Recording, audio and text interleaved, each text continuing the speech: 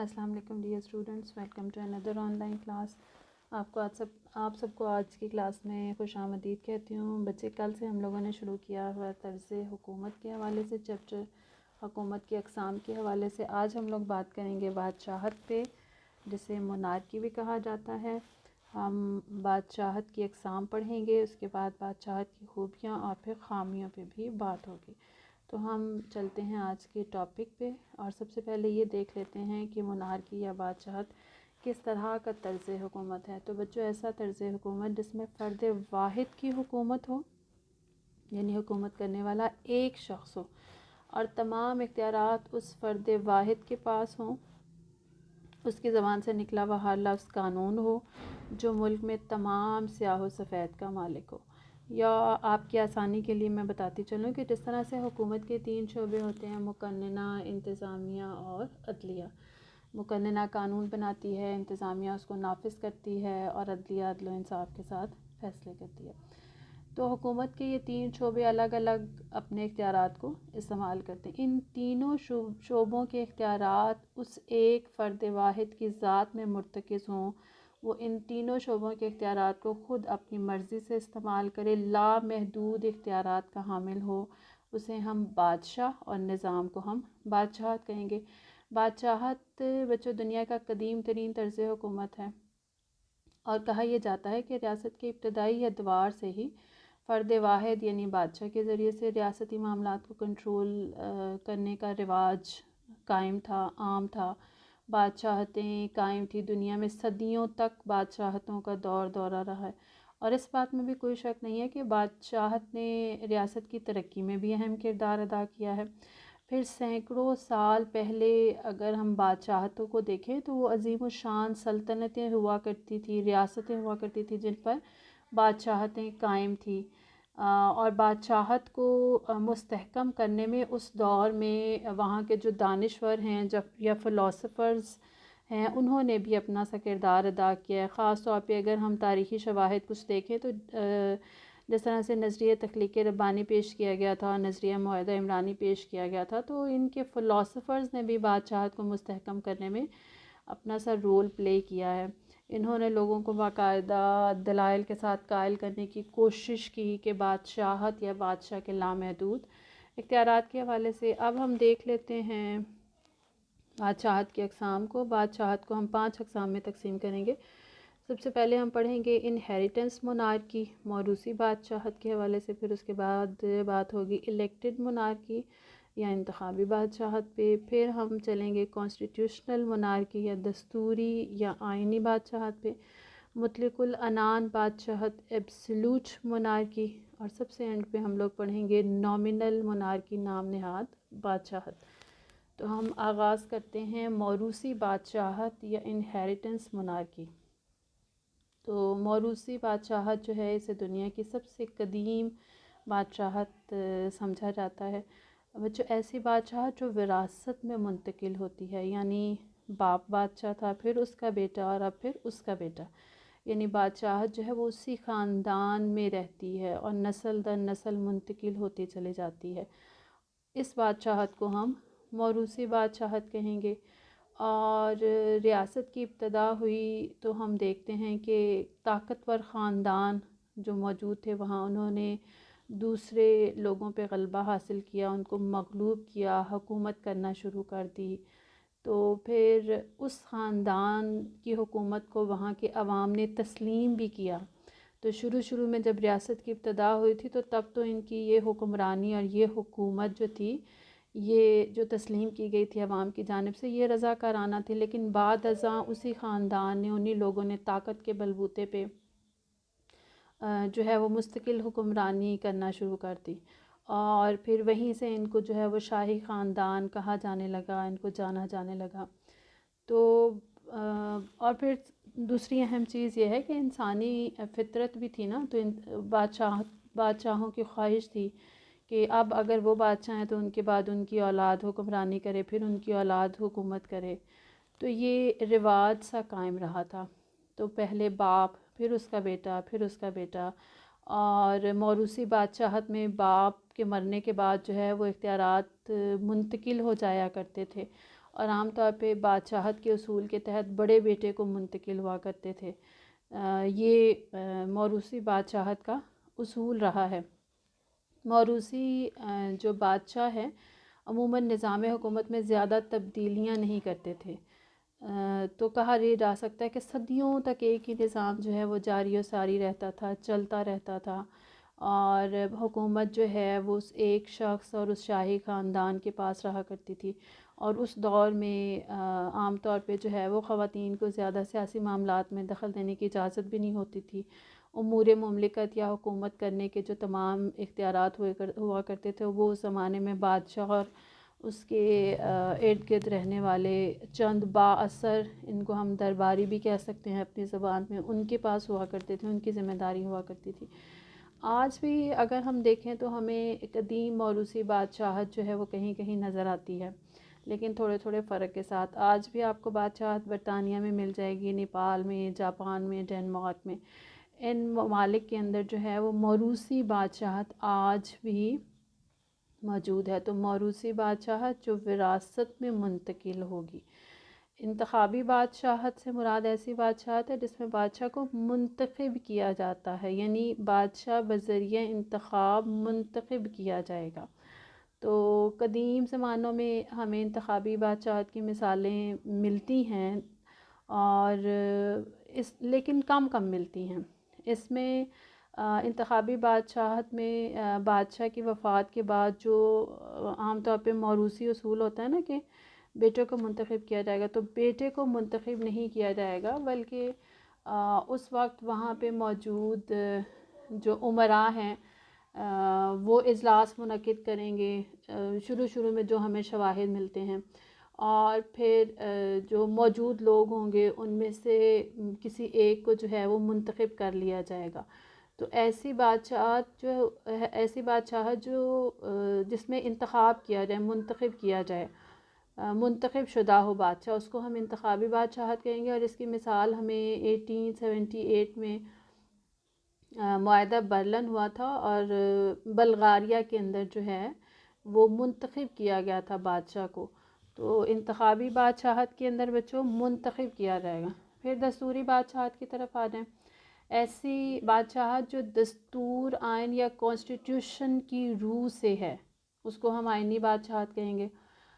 آئینی بادشاہت میں وقت گزرنے کے ساتھ ساتھ اگر دیکھیں تو کسی بھی ملک میں ایسے حالات پیدا ہو جاتے ہیں کہ لوگ جو ہیں وہ بادشاہت میں تبدیلی چاہتے ہیں، اور عوامی دباؤ ہوتا ہے کہ بادشاہ جو ہے وہ اپنے آپ کو وقت اور حالات کے مطابق ڈھالے اور اپنے اوپر کچھ پابندیاں عائد کر لے۔ ایسا ہوا ہے ماضی میں، ایسا برطانیہ میں ہوا ہے۔ برطانیہ میں پرامن انقلاب سے پہلے جو ہے وہ مطلق العنان بادشاہت کا رواج تھا، لیکن پھر پرامن انقلاب کے بعد برطانیہ میں ہمیں جو ہے وہ مطلق العنان بادشاہت بدلتی ہوئی نظر آتی ہے دستوری بادشاہت میں، جب بادشاہ نے خوشی خوشی اپنے کچھ اختیارات جو ہیں وہ منتقل کر دیے تھے پارلیمنٹ کو۔ ہمیں برطانیہ میں بھی دستوری بادشاہت کے شواہد ملتے ہیں، مثالیں ملتی ہیں۔ اسی طرح سے ہمیں جاپان میں بھی جو ہے وہ دوسری جنگ عظیم کے بعد خاص طور پہ دستوری بادشاہت کی مثال ملتی ہے، شواہد ملتے ہیں کہ جہاں پر جاپان کے بادشاہ نے بھی اختیارات جو ہیں وہ پارلیمنٹ کے حوالے کر دیے تھے۔ تو ایسی بادشاہت جس میں ماضی میں تو بادشاہ جو تھا وہ لامحدود اختیارات کا حامل تھا، لیکن وقت گزرنے کے ساتھ ساتھ اور وہاں موجود جو عوام ہیں ان کے دباؤ کے تحت بادشاہ نے اپنے اوپر کچھ پابندیاں عائد کر لی اور اختیارات جو ہیں وہ پارلیمنٹ کو منتقل کر دیے۔ تو آئین کی روح سے وہاں پہ آج بھی بادشاہت موجود ہے، دستور اس کی حمایت کرتا ہے، دستور کی روح سے قائم ہے، یعنی بادشاہت بھی ہے، بادشاہ کے پاس اختیارات جو ہیں وہ کم ہیں یا محدود ہیں یا نہ ہونے کے برابر ہیں، اور ساتھ میں جو ہے وہ نظام حکومت پارلیمنٹ کی روح سے بھی چلایا جا رہا ہے۔ پھر اس کے بعد ہم بات کریں گے مطلق العنان بادشاہت کے حوالے سے۔ ایبسولوٹ مونارکی، مطلق العنان بادشاہت سے مراد ایسی بادشاہت ہے جس میں حکمران مکمل اختیارات بغیر کسی مشاورت کے استعمال کرتا ہے، جس میں وہ اپنی مرضی سے تمام اختیارات کو استعمال کرے گا، اور جو ریاستی امور ہیں، جو اس کے اختیارات ہیں، اس میں وہ کسی قسم کی مداخلت برداشت نہیں کرے گا۔ عام طور پہ بادشاہ کی مشاورت کے لیے کچھ امراء یا کچھ درباری لوگ موجود ہوں گے، لیکن ان سے بھی بادشاہ اپنی مرضی سے مشورہ کرے گا، لیکن وہ اپنی مرضی سے فیصلہ کرے گا۔ اس کے پاس وہ مشیر ہیں، وہ وزراء ہیں، وہ درباری امراء ہیں جن سے وہ مشورہ کر سکتا ہے، لیکن حتمی فیصلہ وہ خود کرے گا، اور اس کا جو فیصلہ ہوگا وہ حرف آخر ہوگا، اور اس کو چیلنج بھی نہیں کیا جا سکتا۔ اور جو اس کے وزراء ہیں، جو اس کے امراء ہیں، ان میں کمی بیشی بھی کرنے کا وہ مجاز ہے۔ ان میں سے جس کو چاہے وہ اپنے مشیروں میں شامل کر سکتا ہے، جس کو چاہے اس کو نکال بھی سکتا ہے۔ تو مطلق العنان بادشاہتوں کی مثال بھی ہمیں دنیا میں ملتی ہے۔ ماضی میں برطانیہ میں تھی، روس میں بھی بادشاہت تھی، اور پھر بر صغیر پاک و ہند کے اندر بھی ہمیں مغل خاندان جو ہیں بادشاہت ہمیں وہاں بھی نظر آتی ہے۔ پھر اس کے بعد سب سے اس کی آخری قسم ہے نام نہاد بادشاہت۔ نام نہاد بادشاہت کو انگریزی زبان میں نومینل مونارکی کہتے ہیں۔ ایسی بادشاہت کو کہتے ہیں جس میں بادشاہ جو ہے وہ بے اختیار ہوتا ہے، اور اصل فیصلے وہاں موجود وزراء کہہ لیجئے، با اثر لوگ کہہ لیجئے، ان کو درباری کہہ لیجئے، وہ کرتے ہیں، اور بادشاہ کے نام سے کرتے ہیں۔ یعنی یہ جو وزراء ہیں، یہ جو لوگ ہیں، وہ پورے نظام پہ چھائے ہوئے ہیں، پورے نظام کو اپنی مرضی سے چلا رہے ہیں، تمام فیصلے خود کر رہے ہیں۔ بادشاہ موجود ہے، لیکن بادشاہ جو ہے وہ ان کے فیصلوں پر اثر انداز نہیں ہوتا، اور نہ ہی اس سے مشورہ کیا جاتا ہے۔ تو اور ساتھ ساتھ فوجی قوت جو ہے اور وہاں پر جو حکومت ہے، ان پہ بھی اس کی مکمل ان کی چند لوگوں کی جو ہے وہ گرفت ہے۔ اور بادشاہ جو ہے وہ بادشاہت ہمیں کرتا ہوا نظر تو آ رہا ہے اس حوالے سے کہ وہ مرات لے رہا ہے، وہ سہولیات سے فائدہ اٹھا رہا ہے، لیکن وہ ایک سائٹ پہ ہے، وہ ہے لیکن بے اختیار ہے، تو اس کو ہم نام نہاد بادشاہت بھی کہیں گے۔ اب بچوں اس کے بعد ہم بادشاہت کی خوبیوں کی طرف چلتے ہیں۔ تو بادشاہت جو ہے یہ مضبوط طرز حکومت ہے۔ مضبوط طرز حکومت کس طرح سے کہ فرد واحد ہے، تمام اختیارات کو استعمال کر رہے تو وہ مضبوط ہی طرز حکومت ہوگا۔ اس میں عام طور پہ جو ہمیں نظر آتا ہے، جمہوریت میں آئے روز کی تبدیلیوں کی گنجائش نہیں ہوتی، فرد واحد پورے ملک میں بے خطر اپنے تمام اختیارات کو استعمال کرتا ہوا نظر آتا ہے، نہ وہاں اسے پارلیمنٹ سے منظوری لینے کی ضرورت ہے، اور نہ ہی اس پہ کسی کا دباؤ ہے، تو وہ اپنی مرضی سے تمام فیصلے خود کرتا ہے، اپنی مرضی سے پورا ملک نظام حکومت جو ہے وہ چلانے کی کوشش کر رہا ہے۔ تو اس طرح سے ہمیں یہ مضبوط طرز حکومت نظر آتا ہے۔ پھر دوسرے نمبر پر ہنگامی حالات میں موضوع ہے۔ ہنگامی حالات کے لیے بھی بادشاہت موضوع اس طرح سے ہے کہ فرد واحد ہے، اس نے فیصلہ کرنا ہے۔ اگر ملک میں کوئی ہنگامی صورتحال ہے تو ایسے میں وہ فوری طور پہ خود فیصلہ کر سکتا ہے، اس کو مشورہ کرنے اور مشورے میں جو وقت ضائع ہوتا ہے اس کی ضرورت نہیں رہے گی، وہ خود فوری طور پہ کوئی بھی فیصلہ کرے گا اور حکم کی صورت میں اس کو جاری کر دے گا، اور پوری انتظامی مشینری چونکہ اس کے ماتحت ہوتی ہے، تو جیسے ہی وہ فیصلہ کرے گا، حکم جاری کرے گا، وہ ساری جو مشینری ہے وہ حرکت میں آ جائے گی، اور اس کا فیصلہ جو ہے وہ فوری طور پہ امپلیمنٹ ہو جائے گا، اور ملک میں ہنگامی حالات کو کنٹرول کرنا آسان ہو جائے گا۔ پھر سیاسی استحکام ہمیں نظر آتا ہے۔ بادشاہت کی یہ خوبی ہے کہ اس میں سیاسی استحکام ہمیں نظر آتا ہے۔ بادشاہ جو ہے وہ پوری قوم کا نمائندہ ہے، اور پوری قوم کی نمائندگی کر رہا ہے، ہر قسم کی سیاست سے بھی جو ہے، جس طرح سے ہمیں جمہوری حکومت کے اندر سیاسی جماعتیں اور علاقائی تعصبات ہمیں نظر آتے ہیں، اس طرح سے ہمیں نظر نہیں آتے۔ بادشاہت میں سیاسی جماعتوں کی گنجائش نہیں ہوتی، ٹھیک ہے، علاقائی تعصبات پھیلانے کی اجازت نہیں دی جاتی۔ ملکی معاملات چلانا بادشاہ کی ذمہ داری ہے، وہ خود اپنی مرضی سے چلائے گا، تو ملک جو ہے وہ سیاسی طور پہ مستحکم ہوگا، نہ ہوگی سیاسی جماعت، نہ سیاسی گروہ، اور نہ ملک کے اندر افراتفری۔ پھر بے چینی کا خاتمہ بھی ہمیں نظر آتا ہے کہ ملک میں نہ انتخابی سرگرمیاں ہیں، نہ اقتدار کی چھینا جھپٹی ہے، نہ سیاسی گروہ اقتدار کے لیے سرگرم ہیں، نہ لوگوں سے جھوٹ۔ اب ہم بات کریں گے اقتصادی ترقی کے حوالے سے۔ تو بچے، بادشاہت میں سیاسی سرگرمیوں کی آڑ میں بے چینی پیدا کرنے کی کوئی اجازت نہیں ہوتی۔ بادشاہ جو ہے وہ طویل عرصے کے لیے برسر اقتدار آتا ہے، اور ساتھ ہی وہ اپنے ملک کی ترقی کے لیے، اپنی ملک کی بہبود کے لیے اقتصادی منصوبے بناتا ہے، پھر عملی جامہ پہناتا ہے تاکہ ملک جو ہے وہ اقتصادی نقطہ نظر سے ترقی کرے۔ تو ہمیں بادشاہت میں اقتصادی ترقی جو ہے وہ بھی نظر آتی ہے۔ پھر اس کے بعد تجربہ کار قیادت ملک کو میسر آتی ہے، کیونکہ بادشاہ طویل عرصے تک برسر اقتدار رہتا ہے۔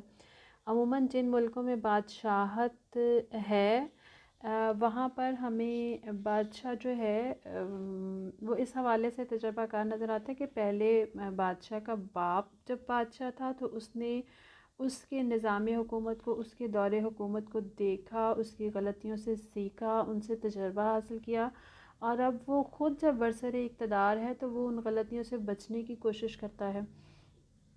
تو وہ اپنا بھی تجربہ استعمال کرتا ہے جو اقتدار میں آنے سے پہلے اس نے دیکھ کے حاصل کیا ہے، یعنی جانشین بننے سے پہلے۔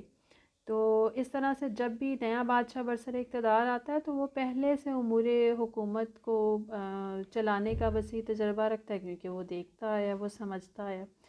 پھر اس کے بعد ہم بات کریں گے پالیسی پہ تسلسل کے حوالے سے۔ بادشاہت جو ہے اس کا ایک اور اس کی یہ خوبی ہے کہ اس میں حکومتی پالیسی میں تسلسل نظر آتا ہے۔ اس کی وجہ یہ ہے کہ بادشاہ کا جو عرصہ حکومت ہے وہ مسلسل ہوتا ہے، اور پھر اس مسلسل عرصے میں وہ بڑا محتاط بھی رہتا ہے، محتاط انداز سے ملکی معاملات پہ غور و خوض کرتا ہے، ملکی مفادات کو مد نظر رکھ کے وہ فیصلہ کرتا ہے۔ تو اس طرح سے اس کی پالیسی جو ہے اس میں ہمیں تسلسل نظر آتا ہے، اس میں تسلسل کے ساتھ سرمایہ کاری، اقتصادی ترقی اور ملکی ترقی جو ہے وہ ہوتی رہتی ہے، اس میں اضافہ ہوتا رہتا ہے۔ پھر سادہ طرز حکومت ہے، بہت آسان ہے، بہت سادہ ہے۔ ریاست کے ان پڑھ، عام فہم رکھنے والے لوگ بھی اس کو آسانی کے ساتھ سمجھ سکتے ہیں۔ موجودہ دور میں جس طرح سے وفاقی حکومت ہے، اختیارات کی تقسیم ہے، اس طرح کا جھنجھٹ نہیں، پیچیدگی نہیں، بہت آسانی سے جو ہے وہ اس کو لوگ سمجھ سکتے ہیں۔ پھر قابل وزراء وہ بھی ہمیں اس میں نظر آتے ہیں، کیونکہ بادشاہت ایسا طرز حکومت ہے جو ایک فرد کے گرد گھوم رہا ہوتا ہے۔ اگر تو بادشاہ محنتی ہے اور ساتھ میں محب وطن ہے تو وہ ایسے افراد کی ٹیم تیار کرے گا، منتخب کرے گا جو ذہین ہوگی، جو محنتی ہوں گے، جو ملک سے محبت کرنے والے ہوں گے۔ تو اگر وہ چاہیں گے تو ملک کی جو ہے وہ بہتری کے لیے، ترقی کے لیے وہ کام کریں گے۔ تو بادشاہ جو ہے وہ ان ذہین اور محنتی لوگوں کی خدمات سے فائدہ اٹھا سکتا ہے، جو کہ ہمیں دوسرے نظاموں کے اندر جو ہے وہ بڑا کم نظر آتی ہے، کیونکہ جو دوسرے نظام ہیں ان میں ہمیں دباؤ کے تحت فیصلے نظر آتے ہیں۔ تو یہاں پہ قابل، ذہین، محنتی، محب وطن لوگ ہیں جو بادشاہ کے ارد گرد جمع ہیں۔ یہ ڈیپینڈ کرتا ہے کہ وہ خود کیسا ہے۔ اگر وہ خود محب وطن ہے تو وہ اپنے آس پاس ایسے ہی لوگوں کی ٹیم رکھے گا جس سے ملک جو ہے وہ ترقی کرے گا۔ پھر یہ ہمیں کم خرچ نظر آتا ہے، اس کی یہ بھی ایک خوبی ہے۔ وفاقی نظام دیکھ لیجئے، وفاقی نظام کے اندر جمہوری جو نظام ہیں، وزراء ہیں، مشیر ہیں، ان کے بڑی بڑی ٹیمز ہیں، پھر ان کی تنخواہ، ان کی مراعات، ان کی سہولیات پہ جو ہے وہ بہت سا پیسہ خرچ کیا جاتا ہے۔ تو یہاں پہ ہمیں وہ بہت زیادہ وزراء، مشیر جو ہیں وہ نظر نہیں آتے ہیں، تو بہت سارا پیسہ جو ہے وہ بچ جاتا ہے۔ تو اس طرح سے قومی خزانے میں جو اربوں روپیہ بچا ہوا ہوتا ہے اس کو شہریوں کی فلاح و بہبود اور ترقی کے منصوبوں پہ خرچ کر کے ملک کو ترقی کی راہ پہ گامزن کیا جا سکتا ہے۔ اس کے بعد ہم اس کی خامیاں دیکھ لیتے ہیں۔ تو سب سے پہلے ہے آزادیوں کا خاتمہ۔ بادشاہت جو ایسا طرز حکومت ہے جس میں اختیارات کا سرچشمہ فرد واحد کی ذات ہوتی ہے۔ آپ کو آسٹن کی وہ کوٹیشن یاد ہوگی کہ حکمران کے منہ سے نکلا ہوا لفظ جو ہے وہ قانون کا درجہ رکھتا ہے۔ تو جب ایک شخص کو اتنے زیادہ اور لامحدود اختیارات حاصل ہوں گے تو پھر وہ خود پہ تنقید برداشت نہیں کرے گا، اور مطلق العنان ہوگا، لامحدود اختیارات کا حامل ہوگا۔ پھر وہ افراد پہ جب وہ تنقید برداشت نہیں کرے گا تو پھر وہ افراد کی آزادیوں پہ ڈھیر ساری پابندیاں بھی لگائے گا۔ پھر اس کے بعد قومی خزانے کا زیاں ہمیں نظر آتا ہے کہ بادشاہ جو ہے وہ تمام قانونی، انتظامی اور مالیاتی اختیارات کا سرچشمہ ہوتا ہے۔ مقننہ انتظامیہ اور عدلیہ کے تمام کے اختیارات وہ خود استعمال کر رہا ہوتا ہے، تو وہ قومی خزانے کو اپنی ذاتی ملکیت خیال کرتا ہے۔ تو قومی خزانے کو عوام کی فلاح و بہبود پہ بعض اوقات کم اور اپنے ذاتی اخراجات پہ زیادہ خرچ کرتا ہے، پھر اس کے آس پاس جو خوشامدیوں کا ٹولہ ہوتا ہے نا، ان کی خواہشات کو پورا کرنے کے لیے، ان کو خوش کرنے کے لیے وہ اس کو استعمال کر رہا ہوتا ہے۔ تو اسی وجہ سے عوام کی اکثریت جو ہے، جب وہ ان کو قومی خزانے کو اپنی خواہشات کے لیے استعمال کر رہا ہے، اپنے خوش آمدیوں کو راضی رکھنے کے لیے استعمال کر رہا ہے، تو پھر ایسے میں جو عوام ہیں وہ ہمیں اقتصادی بدحالی کا منظر پیش کرتے ہوئے نظر آتے ہیں، جبکہ حکمران طبقہ جو ہے وہ دنیا بھر کی سہولتیں انجوائے کر رہا ہوتا ہے۔ پھر اس میں کسی حد تک ہمیں نااہل یہ طرز حکومت بھی ہے، یہ اس کی خامی ہے کہ حکمران کے لیے جو کرائیٹیریا نا وہ کوئی نہیں ہے، حکمران کے لیے کردار یا تعلیم کی کوئی شرط عائد نہیں کی گئی، اور اکثر جو ہے وہ ہمیں اقتدار موروثی اصول کی بنا پہ باپ سے بیٹے کو منتقل ہوتا ہوا نظر آ رہا ہے۔ تو ضروری نہیں ہے کہ اگر باپ قابل تھا تو اس کا بیٹا بھی قابل ہو، بلکہ جو تاریخی شواہد ہیں کہ بعض اوقات بہت قابل باپ بادشاہ کا جو جانشین بیٹا ہے وہ نااہل ثابت ہوا ہے۔ تو یہ ہمیں اس حوالے سے نااہل طرز حکومت بھی نظر آتا ہے کہ یہاں پہ کرائیٹیریا کوئی نہیں ہے۔ پھر ترقی پسند اقدامات سے ہمیں گریز نظر آتا ہے۔ بادشاہت میں بعض اوقات جو حکمران طبقہ ہے یہ معاشرتی ترقی کے لیے اقدامات کرنے سے گھبراتا ہے، خاص طور پہ تعلیمی ترقی اور اقتصادی ترقی، اقتصادی خوشحالی پہ فوکس نہیں ہوتا، کیونکہ اگر تعلیمی سہولیات فراہم کی جائیں گی، تعلیمی ترقی پہ زور دیا جائے گا تو پھر تو قوم پڑھ لکھ جائے گی، تو پڑھی لکھی باشعور قوم اور پھر معاشی طور پہ مستحکم جو قوم ہے وہ تو بادشاہ پہ تنقید کرے گی، بادشاہ سے جواب طلب کرے گی۔ تو اس لیے بادشاہت میں ترقی پسند اقدامات سے گریز کیا جاتا ہے، بلکہ کہا جائے کہ بادشاہ کو خوف محسوس ہوتا ہے تو غلط نہیں ہوگا۔ تو ایک فرد کی خاطر جو ہے وہ پوری قوم کو جہالت کی تاریکیوں میں اتار دیا جاتا ہے۔ پھر بادشاہت میں ہمیں ظلم و ستم بھی نظر آتا ہے۔ تاریخ میں سینکڑوں مثالیں ہیں کہ بہت سے بادشاہ ہیں، لیکن ہم یہ دیکھتے ہیں کہ بہت کم بادشاہ ایسے ہوں گے جو انصاف پسند ہوں گے۔ تو بادشاہوں کی اکثریت نے انسانوں کے مقابلے میں اپنے اقتدار کو ترجیح دی، افراد کو دبایا، پھر حکومت کے خلاف جس نے زبان کھولی اس کو عبرتناک سزائیں دی گئی، اور پھر خوف و ہراس سے جو ہے وہ پورا ملک چھپا بیٹھا ہوتا تھا۔ تو ظلم اور ستم بھی جو ہے وہ ہمیں بادشاہت میں نظر آتا ہے۔ سیاسی مقتدر اعلیٰ کا انکار، موجودہ دور کے اندر سیاسی جو مقتدر اعلیٰ اس کی اہمیت سے انکار نہیں کیا جا سکتا۔ موجودہ دور میں جمہوری طرز حکومت کا سارا جو نظام ہے وہ سیاسی مقتدر اعلیٰ کے ارد گرد گھوم رہا ہوتا ہے۔ حکومت جو ہے وہ عوام کی رائے کو اہمیت دیتی ہے اور عوامی رجحانات کے مطابق اقدامات کرتی ہے، لیکن بادشاہت میں سیاسی مقتدر اعلیٰ کی کوئی اہمیت نہیں ہوتی۔ عوام کو حکومتی امور سے دور رکھا جاتا ہے، فیصلے کرنے کا اختیار صرف ایک فرد واحد بادشاہ اور اس کے چند امراء، اس کے چند وزراء کے پاس ہوتا ہے۔ تو سیاسی مقتدر اعلیٰ کا انکار ہمیں یہاں نظر آتا ہے، اس کی کوئی اہمیت نہیں ہے۔ پھر سائنسی ترقی میں رکاوٹ، یہ بھی ہمیں نظر آتی ہے کہ سائنس جو ہے وہ جدید سہولیات فراہم کرتی ہے، اور جو سہولت یافتہ عوام ہوں گے ان کی موجودگی میں تو پھر بادشاہت کی جڑیں کمزور ہونے لگیں گی نا۔ برطانیہ کی جو بادشاہت ہے، جاپان کی جو بادشاہت ہے، پہلے یہ مطلق العنان بادشاہتیں ہوا کرتی تھی، تو اگر وہ دور دیکھا جائے تو اس میں ہمیں پسماندگی اپنے عروج پہ نظر آتی ہے۔ لیکن جیسے جیسے جمہوریت اور جمہوری اقدار جو ہیں وہ ریاستوں میں آئیں، ان کے نظام حکومت کے اندر ہمیں شامل نظر آئی، تو پھر وہاں پہ صنعتی ترقی ہوئی۔ برطانیہ میں بھی دیکھ لیں، مطلق العنان بادشاہتوں کے دور میں اتنی صنعتی ترقی نہیں ہوئی جتنی جمہوریت کے آنے سے ہوئی۔ پھر سائنسی ایجادات ہمیں جاپان میں بھی بعد ازاں نظر آتی ہیں، مطلق العنان بادشاہتوں کے دور میں نظر نہیں آتی ہیں۔ تو سائنسی ترقی میں بھی ایک طرح سے یہ رکاوٹ ہے۔ پھر فرد واحد کی آمریت، بادشاہت میں ایک شخص کی حکمرانی کا اصول کار فرما ہے۔ بادشاہت میں تمام اختیارات جو ہیں وہ فرد واحد کے ساتھ میں جمع ہوتے ہوئے نظر آتے ہیں، کوئی چیک اینڈ بیلنس نہیں ہے، اس کے لیے کوئی سسٹم ہی موجود نہیں ہے۔ لہٰذا جو ہے وہ کوشش یہی ہوتی ہے کہ اختیارات کے ذریعے سے عوام کو دبایا جائے، اس طرح سے بادشاہ جو ہے وہ اپنی آمریت قائم کرنے میں کامیاب ہو جاتا ہے۔ اخلاقی پستی بھی ہمیں بادشاہت میں نظر آتی ہے۔ بادشاہت میں معاشرے میں اخلاقی پرستی جو ہے اس کو فروغ ملتا ہے۔ کیسے؟ کہ ایسے افراد جو دنیاوی مفادات کے خواہش مند ہوتے ہیں، وہ مفادات کی خاطر بادشاہ کی حامل آتے ہیں، بادشاہ کے جو ارد گرد جمع ہوتے ہیں وہ اس کے غلط کو بھی صحیح کہہ رہے ہوتے ہیں، اخلاقی اقدار کی کوئی اہمیت نہیں ہوتی، اور معاشرہ جو ہے وہ اخلاقی نقطۂ نظر سے پستی کی طرف جو ہے وہ چلا جاتا ہے۔ پھر چند خاندانوں کی اجارہ داری نظر آتی ہے، ایک بادشاہ اور اس کے چند حمایتی کہہ لیجئے، اس کے چند خوشامدی کہہ لیجئے، اس کے چند وزراء کہہ لیجئے، اس کے درباری کہہ لیجئے، ان کی اجارہ داری ہوتی ہے۔ ملکی خزانہ جو ہے وہ انہی پر خرچ کیا جا رہا ہوتا ہے۔ بادشاہ نظام حکومت کے حوالے سے، ملکی معاملات کے حوالے سے بھی مشورہ انہی سے کر رہا ہوتا ہے، اور اگر یہ چالاک ہوں، ہوشیار لوگ ہوں تو یہ بادشاہ پہ غلبہ حاصل کر لیتے ہیں اور اپنی مرضی کے فیصلے کروانے لگ جاتے ہیں۔ تو ملکی پالیسیوں پہ بھی پھر ہمیں ان کی اجارہ داری نظر آ رہی ہوتی ہے کہ یہ ملکی پالیسیاں اپنے مفادات کے مطابق بنواتے ہوئے نظر آ رہے ہوتے ہیں۔